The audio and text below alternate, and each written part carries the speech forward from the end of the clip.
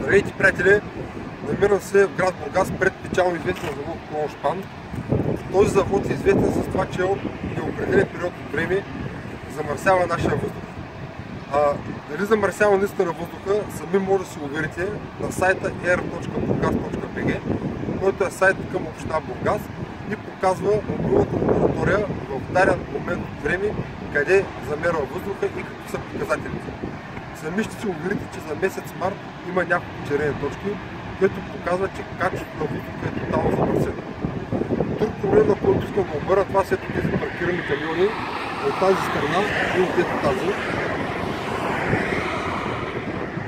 Като в момента тези камиони са много малко, по принцип тук има 10, 15, 20 камиона. Въпросът е кой е издал разрешение за паркиране и престояване на тези превозни средства тук и на какво основание и дали има изобщо такова разрешително издадено. Всеки един гражданин, който се чувства засегнат от тези проблеми, може да алармира съответните институции. Нужно е цялото общество да вземе адекватни мерки срещу наболелите проблеми, защото въздух, който дишаме, се диша не само от самите нас, но и от децата ни. И запомнете, най-важното е спасението в епидемията. Да живее България!